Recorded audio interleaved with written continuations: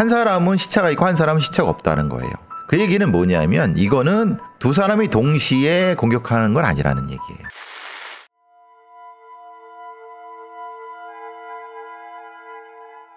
한여름에 후덥지근한 더위가 한창이던 2012년 8월 13일 오후 5시 40분경 44살의 김씨는 지인인 호프집 여사장 최씨를 만나러 가게를 찾았습니다.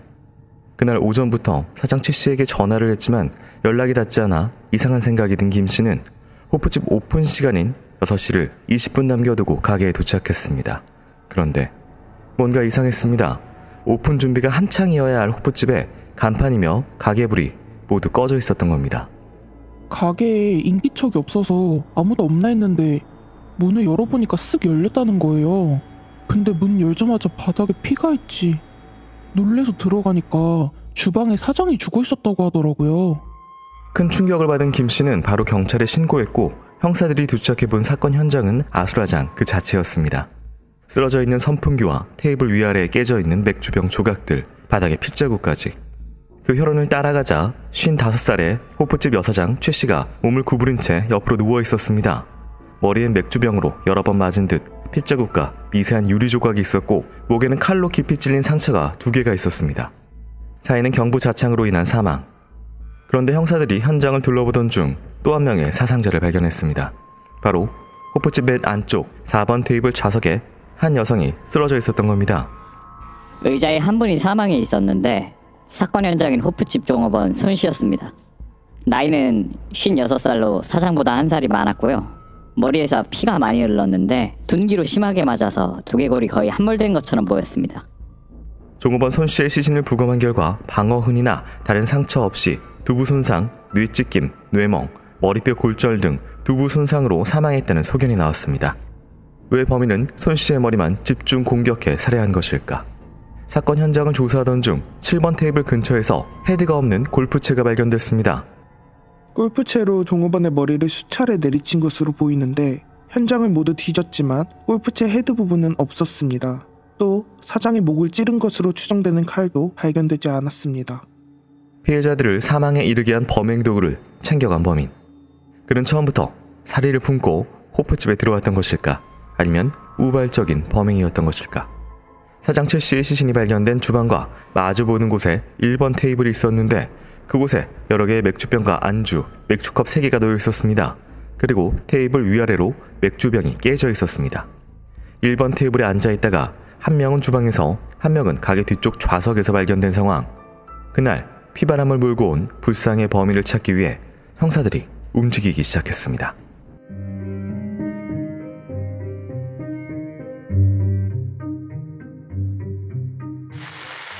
안녕하세요. 이곳은 크라임, 저는 진행과 연출을 맡고 있는 김PD입니다. 여러분 반갑습니다. 날카롭고 정확한 분석으로 대한민국의 정의를 세우고 계시는 배상훈 프로파일러님 모십니다. 예, 안녕하세요. 배상훈입니다. 반갑습니다. 크라임은 50 대리운전과 함께 여러분의 안전 귀가를 기원합니다. 네, 오늘 준비한 사건은 2012년 8월 부산 동래구에서 발생한 사건인데요. 낙민동에 있는 한 호프집에서 사장하고 이제 종업원이 사망한 채로 발견됐습니다. 부검 결과가 좀 나왔습니다. 두 분이 좀 달라요. 네, 이런 부분을 통해서는 뭘 알 수가 있을까요? 공간이 다르고 흉기가 다르고 흉기의 위치가 달라갖고 예를 들면은 이런 뭐 술집 같은 데야 맥주병으로 머리를 치고 이런 거는 뭐 술 취한 사람들이 할 수 있는 건데 할 수 있다는 게 뭐 죽일 수 있다는 것이 아니라 난동이란 걸 부릴 수 있는데 문제는 칼로 목을 그것도 한 번이 아니라 두 번을 찌른다고 하는 것은 사장 최 씨의 경우요. 그렇죠. 네. 어떤 하나의 사체에서 그건 죽이겠다는 거잖아요. 네. 그러니까 칼을 찌른 다음에 머리를 때리는 건 부자연스럽죠. 머리를 여러 차례 여러 병으로 때려서 제압을 한 후에 어떤 일 때문에 칼로 죽인다. 그럼 애초에 죽일 생각이 있었느냐? 아니죠. 애초에 죽일 생각이면은 다른 걸로 때렸겠지. 맥주병으로 머리를 때린다고 죽지는 않거든요. 그러니까 그리고 그 후에 시간차가 있고 죽였다. 그럼 그 중간에 뭘 했는가? 이 부분이 이제 문제인 거고, 또 하나는 이제 동업원은 골프채로 심하게 맞아 죽은 거예요, 말하자면. 네, 거의 함몰. 그렇죠. 네. 왜? 이거는 말 그대로 심각한 어떤 자신의 화를 표출하는 오버킬은 아니라 하더라도 보통 이제 이 정도로 골프채로 했는데 휘두르면은 골프채 헤드가 날아갑니다. 아시다시피 이게 이제 이걸 이 용도로 쓰는 것이 아니기 때문에 이제 이렇게 계속 하다 보면 그러니까 몇 번 하다 보면 그러니까 이게 어딘가 날아갔을 거예요. 화가 나서 뭘 한 느낌이잖아요. 네. 그러니까 죽이려고 한다는 것보다는 화가 나서 하다가 죽인 형태가 오히려 이 사건은. 네네. 그러니까 지금 종업원은 원타임 하나의 시퀀스가 되는 거고 과정 골프채로만 연결, 때린 사장은 두 번이에요. 그것도 네. 시차가 있는 두 번이에요. 이거는 의미가 있어요. 그럼 범인이 한 명인가 두 명인가 세 명인가 아니면 이게 하나의 어떤 과정으로 연결됐나 아니면 좀 타임 루프가 있는가 이런 것도 고민해 볼 수 있는 거죠. 네. 그래서 말 그대로 이제 정확하게 얘기하면 맥주병, 골프채, 칼 이렇게 세 종류 정도가 있을 텐데 또 위치가 다르단 말이에요. 그래서 아까 말씀하신 공격의 어떤 순서라든지 아니면은 인원수, 범인들의 이런 것들을 좀 추론 가능할까요? 만약에 복수의 사람이 각각을 공격했다고 하면은 각각의 공격이 따로 있다고 하는 제가 왜 타임 시차를 생각했냐면은 네. 한 사람은 시차가 있고 한 사람은 시차가 없다는 거예요. 그 얘기는 뭐냐면 이거는 두 사람이 동시에 공격하는 건 아니라는 얘기예요. 그러니까 범인 두 명이 피해자 두 명을 그걸 할 수가 없다는 얘기예요. 왜냐면 네. 시차가 있으니까 하나의 시차 있고 하나의 시차가 없으니까. 네. 그냥 이거는 한 사람일 수밖에 없다. 한 사람이 하나를 먼저 공격한 다음에 그 다음에 뭐 때문에 골프채로 했거나 반대의 경우는 애매해요. 왜냐하면 반대의 경우로 막 골프채를 휘둘러 갖고 흥분된 상태인데 네. 그걸 한 걸로 맥주병을 잡는다? 내 손에는 골프채가 있는데?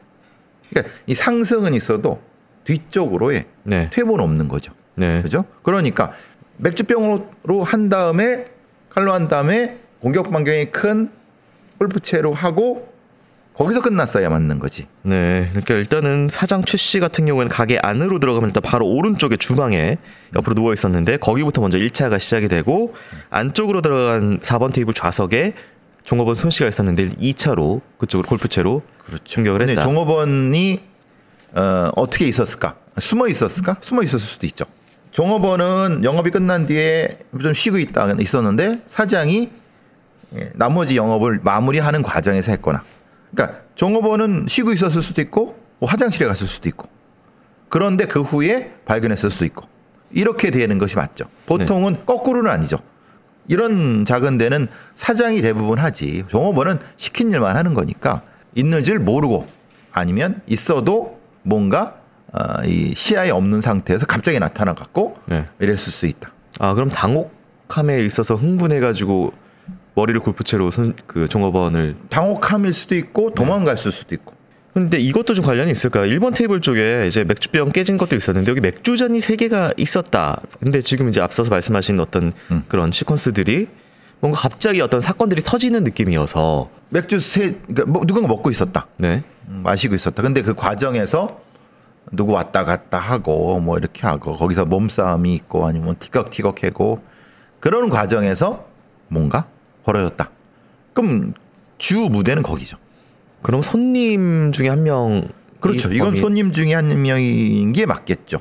왜냐하면 네. 만약에 손님이 아닌 어떤 사람이 강도를 하거나 뭔가 성범죄를 하러 들어왔다고 하면은 지금 이 상황은 이상한 거죠. 네. 그죠? 이 상황이면 거기에 누군가가 있거나 안 치워져 있거나 아니면은 거기 사장이 뭔가 다른 쪽으로 도주를 하거나 뭔가 이런 상황이 돼야 되는데 이거는 머리를 먼저 맞고 제압당한 거잖아요. 그럼 그건 외부인일 수는 없는 거죠. 네, 알겠습니다. 사건이 발생하자 근처 상인들에게 공포와 두려움이 퍼지고 있었는데요. 범인을 추정해보기 위해서 당시 사건 현장 더 자세하게 살펴보도록 하겠습니다.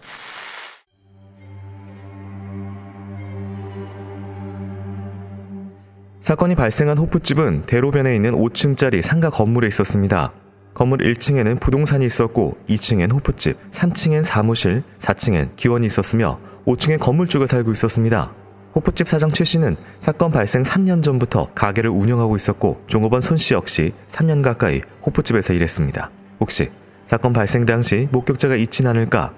그러나 상가 건물 사람들은 물론 근처 상인들도 사건 당일 이상한 소리를 듣거나 수상한 것을 목격한 사람이 전혀 없었습니다. 게다가 호프집 내부나 건물에 CCTV가 없었고 근처 건물에도 상가를 비추는 CCTV는 전무했습니다. 사건은 시신이 발견되기 하루 전인 12일 새벽 2시 이후 발생한 것으로 추정됐습니다.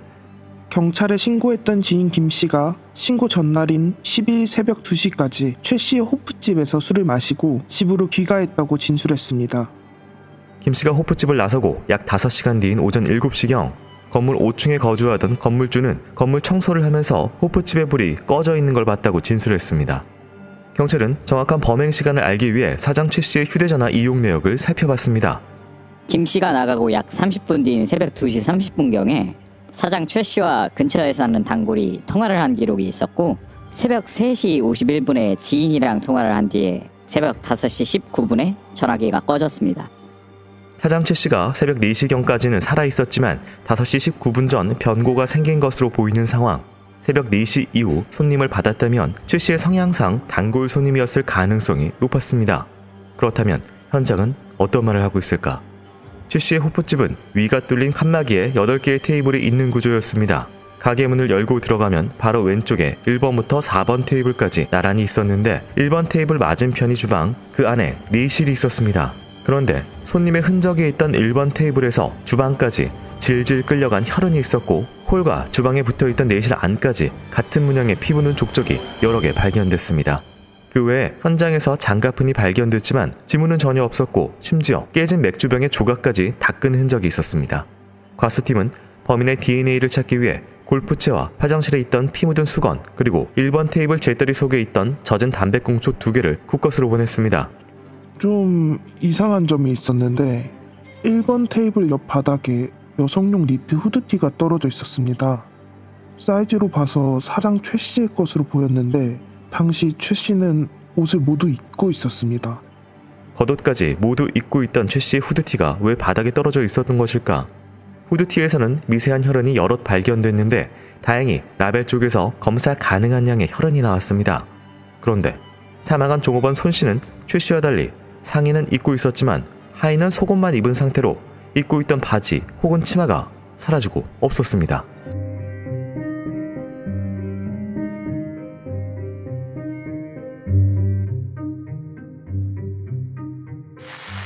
네, 이 젖은 담배꽁초가 발견된 1번 테이블 위에 담배값이 있었는데요. 담배꽁초와는 다른 브랜드였다고 하고요. 두 피해자에게서 성폭행 흔적은 발견되지 않았다고 합니다. 또 현장에서 피해자들의 가방이 사라졌는데 특히 사장 최 씨는 휴대전화, 지갑 이게 모두 없어진 상태였다고 합니다. 이 건물이 5층짜리 건물이고 이 거기서 일부에 이 호프집이 있었던 상황이고요. 새벽 4시경까지는 피해자들이 살아있었던 것으로 보이고 5시 19분 전 이 사이에 사망한 것을 좀 다시 추정하고 있었거든요. 이런 종합적인 상황으로 무엇을 알 수가 있을까요?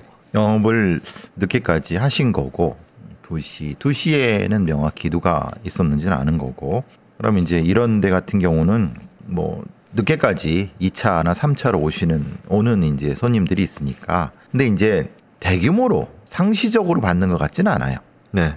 그러니까 실제로는 영업이 2시 혹은 3시쯤에 끝났을 거라고 생각하고 정리가 다 된 거고 그러면 여기에 펼쳐져 있던 이 맥주병이나 아니면 이런 거는 사실은 이 최 씨가 떠난 2시 이후에 누군가가 와서 영업이 됐다.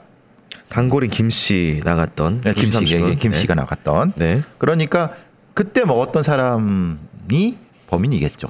그거보다 늦게 오는 사람. 예. 뭐 4시쯤에도 올 수 있어요.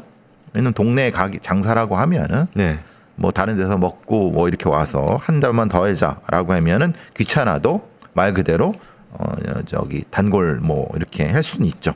거기에 이제 담배 브랜드 담배 값이니까 사장이 피는 거랑 또 손님 누군가가 폈던 그러면 그게 범인일 수 있죠. 이 담배를 폈던 사람. 그렇죠. 가장 뭐 중요한. 네. 근데 이게 또 여기 현장에 뭘 닦고 막 그래요. 네네. 네. 아 그럼 이제 이게 좀 경험치가 있는 애구나. 그러니까 장갑을 끼고 있다는 거잖아요. 아니면 장갑을 끼고 뭔가를 범행을 네. 할 거나.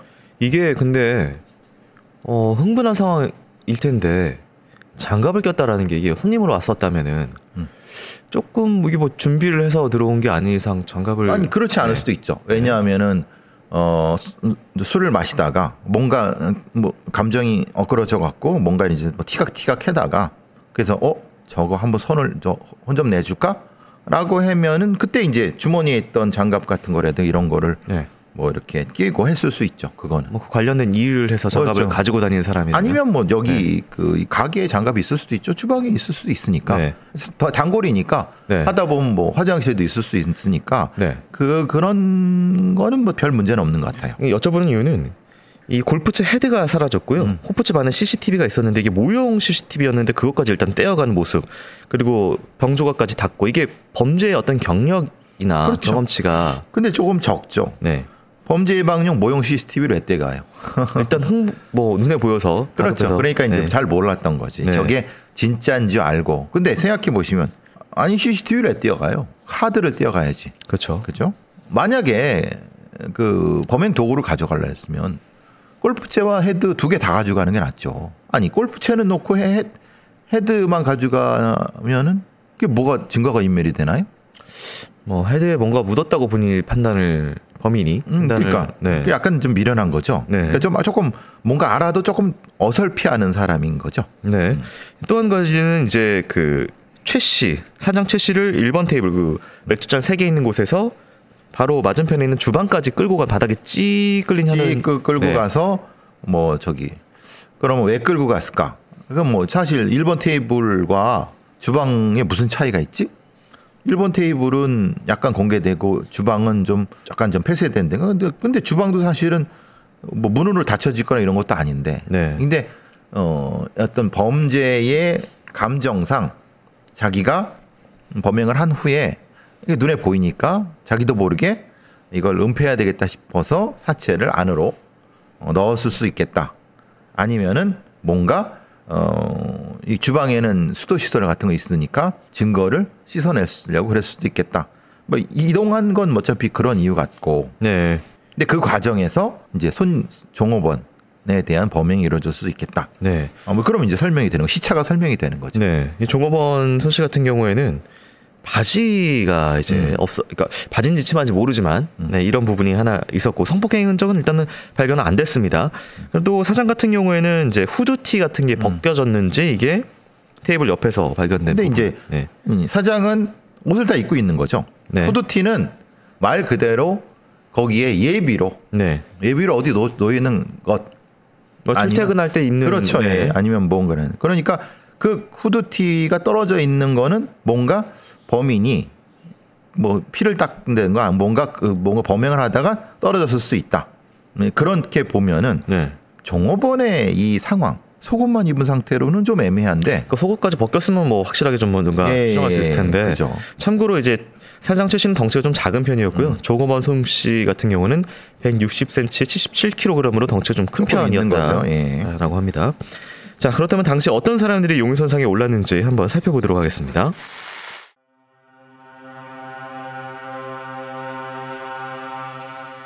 경찰은 먼저 신고자 김 씨를 의심했습니다. 사건 전날 새벽에도 최 씨의 호프집에서 술을 마셨던 김 씨.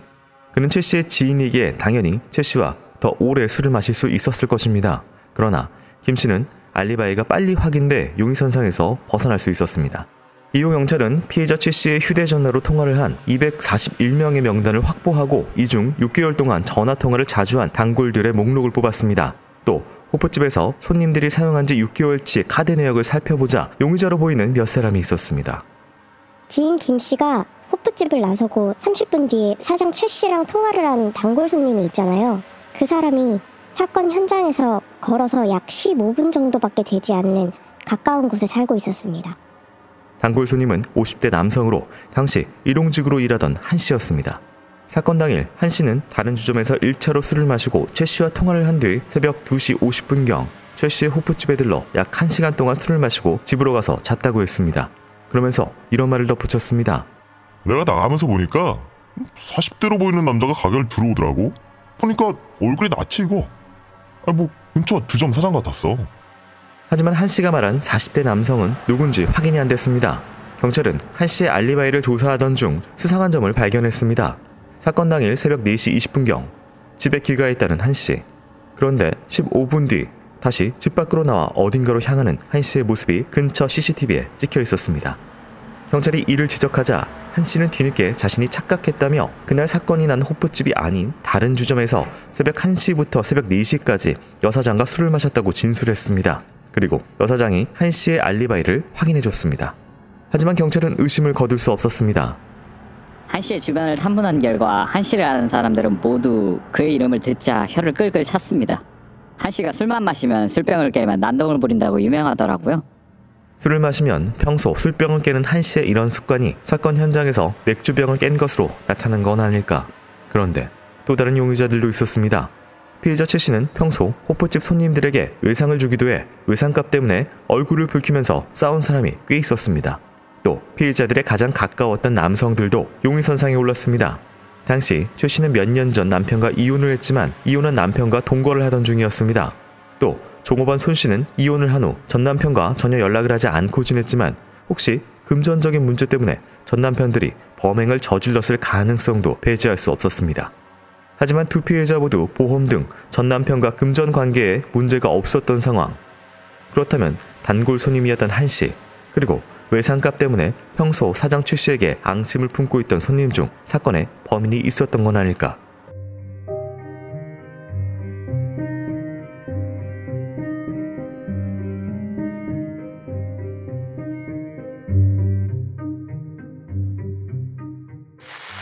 네, 당시에 여러 용의자군들에 대해서 살펴봤습니다. 각기 용의점들이 조금씩 다르거든요. 단골 손님 한 씨도 있었고, 전 남편도 있었고, 여러 명이 있었는데 어떻게 보시나요, 각각?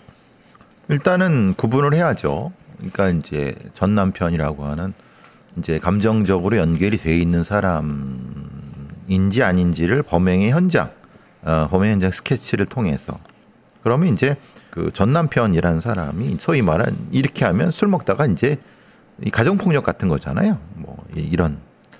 근데 이렇게 범행을 하기가 애매하죠. 왜냐하면 이거는 뭐냐면은 그러니까 맥주병을 이제 가정 폭력 같은 경우는 이렇게 말하자면 병을 던지거나 아니 뭔가 이제 막 상을 엎거나 이런 식의 가정 폭력은 있는 거지, 맥주병으로만 때리고 칼로 살해하는 방식은 이건 전 남편하고의 관계는 그런 폭력 자체는 아니죠.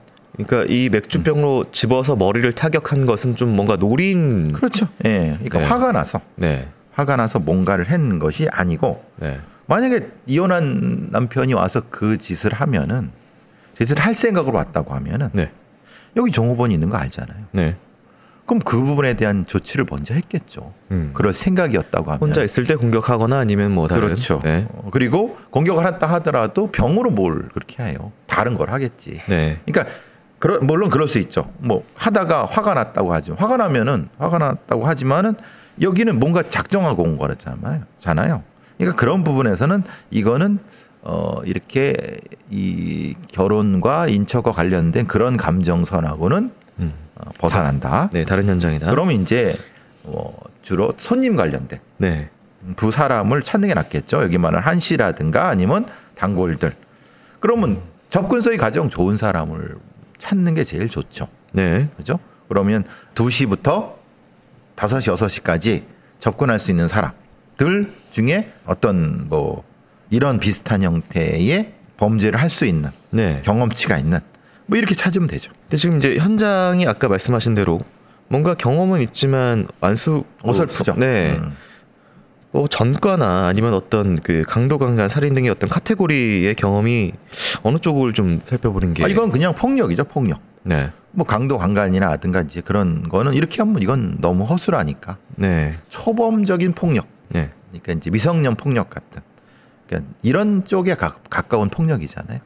그리고 범행을 은폐하는데도 미숙하고. 네. 그래서 이제 좀 초보적인 폭력 범일 가능성이 높죠. 알겠습니다. 자, 과연 용의선상에 오른 사람 중 진짜 범인이 있었을지 이후 상황 살펴보도록 하겠습니다.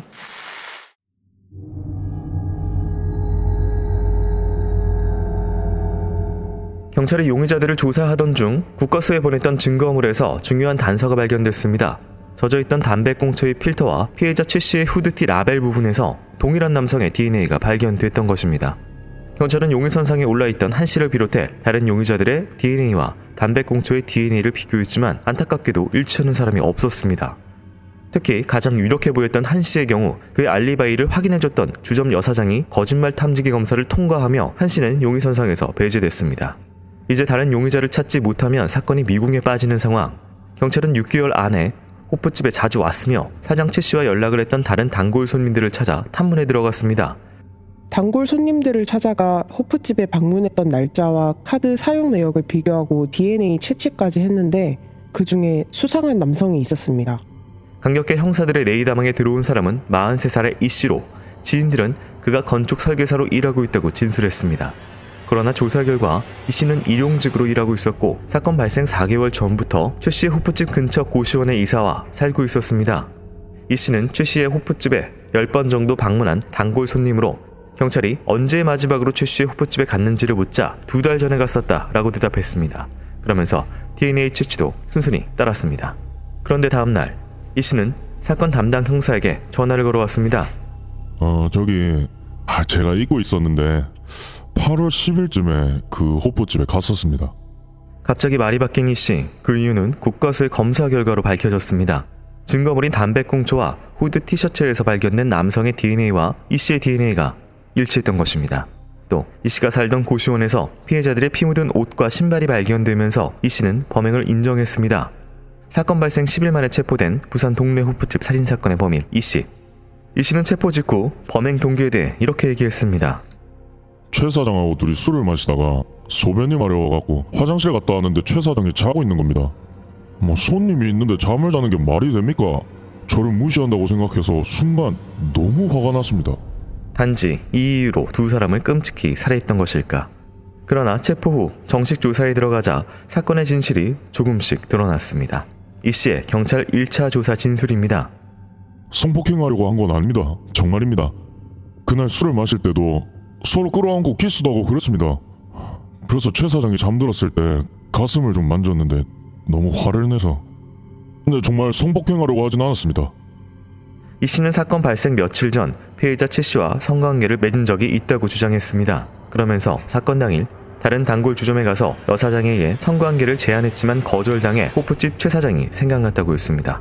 최 사장과는 이미 한 번 관계를 가졌기 때문에 자신을 거절하지 않을 거라 생각했지만 예상외로 최 사장이 성관계를 완강히 거절하자 너무 화가 나 맥주병을 들어 최 사장의 머리를 내려쳤다고 주장했습니다.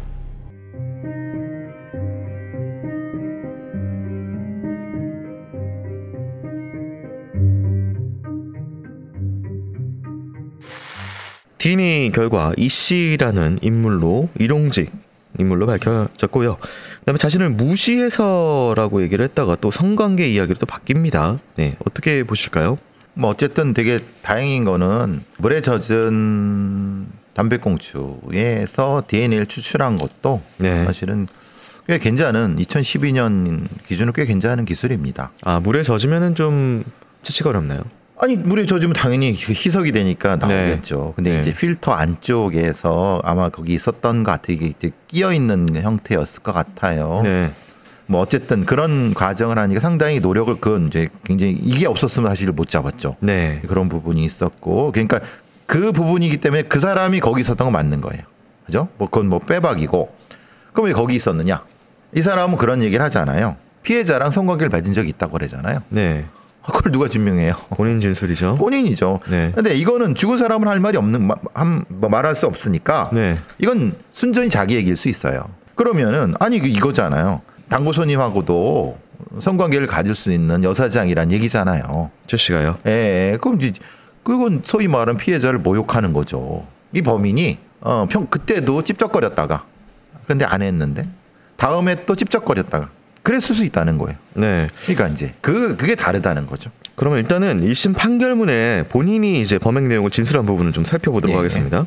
본인 진술 내용에 따르면은 사건 당일 새벽 4시 45분경에 이 호프집에 가서 조급원 손 씨까지 셋이서 술을 먹었던 상황이고요. 그러던 중에 조급원 손 씨가 4번 테이블로 가서 이제 엎드려 잠이 들었던 상황이고 최 사장과 범인 둘이서 술을 마셨습니다. 이후 이 씨가 화장실을 다녀왔는데 최 사장이 소파에 잠들어 이제 기대는 모습을 보자 욕정을 느껴서 몸을 만지면서 키스를 시도했는데 잠에서 깬 최 사장이 완강히 거절했습니다. 이에 화가 난 이 씨가 맥주병을 바꿔가면서 여러 차례 머리를 내리쳐서 최 사장을 기절시키려고 했습니다. 하지만 기절하지 않고 반항하고 신고할까봐 살해하기로 결심을 했다고 하고요. 손으로 이제 최 사장의 목을 조른 뒤에 자신의 벨트를 풀어서 최 사장의 목에 감고 테이블 옆으로 끌어 내렸습니다. 이후 벨트로 목을 졸라 기절시켰는데 그때 종업원 손 씨의 인기척이 들려서 역시 살해하기로 마음먹고 범행 도구를 찾던 중에 7번 테이블에 최 사장의 골프채가 있는 것을 보고 손 씨의 머리를 이 골프채로 수에 내리쳐서 살해를 합니다. 그러던 중에 기절했던 최 사장이 깨자 역시나 골프채로 머리를 수에 내리치고 목에 감긴 벨트로 끌고 주방 쪽으로 가서 부엌칼로 목을 2회 찔러 살해했다라는 게 본인 진술 내용입니다. 이 재구성이 가능한 상황인가요? 중간에 종업원을 공격한 부분은 설명이 될 것 같아요. 네. 그래서 제가 깨어갖고 뭔가 중간에 시차가 생긴 건 그런 것 같은데 네. 문제는 이제 이 최 사장 주인도 골프채로 쳤는가의 문제예요. 그게 부검에서 나왔는가가 문제죠. 네. 지금 그러니까 최 사장의 피해 상황이 맥주병으로만 공격을 당했는지 아니면은 골프채로 공격을 당했는지에 대한 부분인 거는 말 그대로 이 범인이 그런 공격을 하려고 하다가 종업원을 죽이고 다시 끌고 와서 목을 조르고 골프채로 때리고 목을 조르고 다시 칼로 찔렀다는 거잖아요. 네. 이게 지금 3번에 연결이 되는 거예요. 네. 근데 지금 최 사장이라는 사람은 몸이 작아요. 지금 아까 말씀하신 네네. 것처럼. 좀 이상하잖아요. 주방으로 끌고 간 게 전 일단은 칼로 찌르려면은 주방에서 칼을 갖고 와서 그죠. 1번 테이블에 그냥 그죠? 하면 되는데. 그러니까 그게 이상한 거죠. 네. 이 설명이 뭐냐면 뭔가 좀 비어있는 부분이 있는 거죠. 네. 비어있는 부분이라고 하는 건 아마도 본인이 강간살인이라고 하는 부분을 뭔가 늘리려고 하는 과정에서 이게 이제 강간살인과 폭력 후의 살인과는 이게 전혀 다르거든요. 형량 자체가 그러니까 다르거든요. 강간하는 과정에서 살인을 한 네. 것하고 성관계 이것과 때문에 티격태격하다 그냥 살해만 했다라는 것은 형량이 다르기 때문에. 그렇죠. 그래서 네. 이제 중간에 뭐 목에 벨링 뭐 벨트라든가 이런 거. 그래서 이것은 정확히 이 과정을 정확히 그 분석을 해줘야 돼요. 네. 그러니까 이 크라임 리컨스트럭션이 중요한 게 이게 주요한 동기가 뭐냐를 찾을 수 있는 거거든요. 근데 이거를 부검 상황과 현장 상황이 지금은 제가 보기엔 잘 안 맞아요. 네. 그러면 이거는 그냥 진술로 갈 수밖에 없어요. 그러면 되게 엉성하게 돼요. 이 사건은 좀 그래서 조금 지금 걸렸어요. 네. 또 해결 안 됐던 부분이 있었죠. 손 씨의 사라진 바지 혹은 치마, 그 다음에 최 사장 후드티에 묻어있던 범인의 DNA였는데요. 이게 지금 옷에 피가 많이 터가지고 본인이 갈아입으려고 이제 내실에 갔다가 후드티를 집었는데 최 사장 덩치랑 자기가 그게 안 맞아서 그냥 후드티는 던져놨고 이 덩치가 큰 손 씨 같은 경우는 바지를 자기가 벗겨가지고 갈아입고 이제 나오려고 벗겨가지고 이제 해서 나왔다 뭐 이런 진술이에요. 자기 몸에 피가 많이 묻었고 특히 이제 다리 바지 쪽에 이거를 이제 다른 종업원의 바지를 벗겨서 지가 네. 입고 나왔다 이 얘기잖아요. 네네. 그래서 그게 고시원에 있는 거고. 네. 그죠?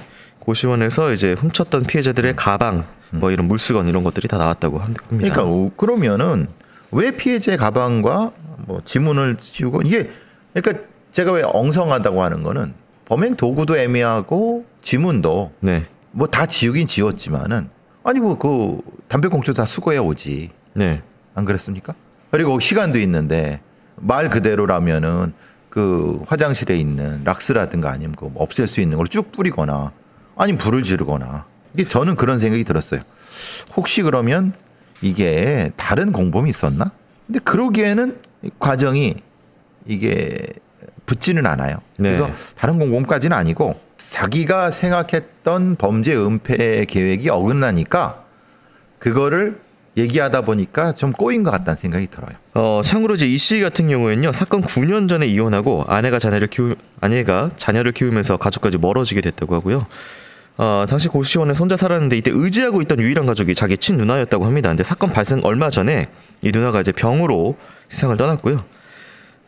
이제 이 씨 같은 경우에는 다른 주점이나 일터에서 매너 있고 착한 사람이라고 알려져 있었습니다. 그러던 이 씨가 누나가 죽고 병원비 등 이런 것들 돈이 많이 필요해서 일용직으로 벌던 모아놨던 그나마 있던 돈도 다 써버렸고 당시에 생활고에 빠져있던 상황이었다고 합니다. 변호인 측이 이 부분을 좀 들어가지고 심신장애를 좀 주장을 했었고요. 많이 좀 사회적으로 몰려 있었다라는 부분이 있었고, 당시 이제 시사 프로그램을 통해서 이제 이 사건이 좀 짧게 다뤄지기도 했었는데, 이제 역시나 당시에 좀 몰려 있었던 사회적 상황 뭐 이런 것들에 대해서 좀 부각이 됐던 부분이 있었고, 참고로 이 씨는 도로교통법 위반 등으로 3회 벌금형 전과가 있었는데 음주운전으로 3시 아웃을 당했던 것 외에는 다른 전과는 없었다고 합니다. 말씀하신 건 이해를 하겠는데, 유일한 가족이 있었고 유일한 가족이 돌아가셨는데 그것이 이 사람이 살인을 하는 것과 무슨 연결이 되죠? 아니 그거랑 이건 무슨 상관이 있다고 웃기는 소리입니다. 생각해 보시면 이런 사람, 이런 살인자들의 한테 이런 정도의 변명이 없는 사람이 어디 있습니까? 이건 마치 뭐냐면, 이걸 받아주면은 이 피해자들이 특히 돌아가신 최 사장에 대해서는 이건 진짜 모욕적인 거예요. 얘가 뭐라 그랬습니까? 자기가 성관계를 갖고 근데 나중에 다시 갔는데 안 받아요. 그래. 지가 떠들었잖아요. 네. 설명을 하기에 자기가 심신미약이다. 심신미약인 이유는 뭐냐? 누나가 죽었다. 누나가 죽어갖고 힘들어갖고 뭐 돈이 없어. 그건 지 사정이지. 이 판사들이나 아니면은 배심원들이나 이게 왜곡이 돼버리는 거예요. 전 이 사건은 진짜 말이 안 된다고 생각을 해요. 네. 현장의 증거, 그리고 그걸 가지고 어떻게 했는가에 대한 걸 중심으로 풀고, 네. 그게 증거 중심의 재판이 돼야 맞는 거고, 나머지는 보수적이에요. 네. 근데 이건 거꾸로 해버렸어요. 자, 그래서 이제 판결은 어떻게 났는지 살펴보기 전에요. 전하는 말씀 잠깐 듣고 오도록 하겠습니다. 교수님, 강남에서 뵀네요. 동공의 확장, 안면 전반의 혈색, 소매 끝에 묻은 소울스. 소울스. 왜 그러세요? 김 PD, 술 먹었어? 네? 예, 조금. 그래, 그만하고 싶어? 아니, 아직 운전한다고도 안 했는데요. 지금 대리번호 찾으려고 했어요. 김 PD, 아직도 대리번호 찾아? 이걸 깔아보라고. 안전귀가 해야지. 대리운전 앱이네요? 전국 어디든 달려가는 50 대리운전이라고. 앱 깔자마자 10,000원 적립해주는데요? 거기에 매해 이용할 때마다 이용 금액의 10%를 적립해준다고. 따로 가입 없이 핸드폰 번호만 넣으면 되네요? 나중을 위해서 지금 미리 앱 깔게. 더보기에 설치 링크 누르시거나 앱 검색에서 50 대리운전을 검색해주세요. 술 먹었어? 안전귀가 해야지. 크라임은 50 대리운전과 함께 여러분의 안전귀가를 기원합니다. 네, 1심 법원은 강간살인, 절도 등의 혐의로 피고인 이 씨에게 무기징역을 선고하고요. 100시간의 성폭력 치료 프로그램 이수, 피고인의 정보를 10년간 정보통신망을 이용해 고지하는 선고를 함께 내렸습니다. 그러자 이 씨와 검사가 양쪽에서 다 항소를 합니다. 이 씨 같은 경우에는 강간을 할 의도가 없었으니 강간살인이 아니다. 당시 술에 취해 있었고 정신장애 등의 심신장애가 있어서 형량이 너무 높다라고 주장을 했었고요. 검사는 형량 너무 낮다고 항소를 했고요. 2심 재판부는 항소 양쪽 다 기각을 하고 1심 판결인 무기징역을 유지하면서 이게 최종 판결이 납니다. 사람을 둘을 때려 죽였어요. 그것도 강간하려고. 머리가 하고. 거의 박살나도록. 네, 네. 그죠. 그리고 종업원은 네. 완전히 처참하게 죽었어요. 네. 2명을 죽였으면 사형을 시켜야죠. 그죠? 판례상으로 그게 맞아요. 그리고 이제 강간 관련된 그런 것도 있고요. 그렇죠. 네. 근데 이건 전적으로 언론이 왜곡하거나 아니면 지가 떠든 자백 중심으로 가갖고, 이거는 결국은 뭐 심신미약이긴, 분명히 이건 뭐 받아들이지 않았다고 얘기할 겁니다. 판사든. 그런데 제가 읽어본 판결문이나 이런 거는, 이거는 그게 감형이 된 거예요. 가만히 됐다. 네. 이건 소위 로우 레벨 피해자들에 대한, 네. 낮은 계급의 피해자들에 대한 심각한 정의의 왜곡입니다. 술집을 하는 여성이 아닌 네. 사람이었으면 이렇게 평가가 됐을까요? 변호사 판사였으면 걔가 너랑 잤겠어라고 얘기를 그렇죠. 판단했을 네, 것이다. 그렇죠. 네. 그렇죠. 그러니까 네. 거기 감안된 거란 말이에요. 이런 식은 정의가 아닙니다. 진짜 말 그대로 성실하게 일하시던 두 분이셨거든요. 여성분 두 분이. 근데 갑자기 난데없이 이상한 남자가 손님이라고 생각했는데 그날 밤 얼마나 그 고통 속에서 삶을 마감하셨을지 굉장히 안타깝습니다. 피해자분들의 명복을 빕니다. 교수님 수고하셨습니다. 수고하셨습니다.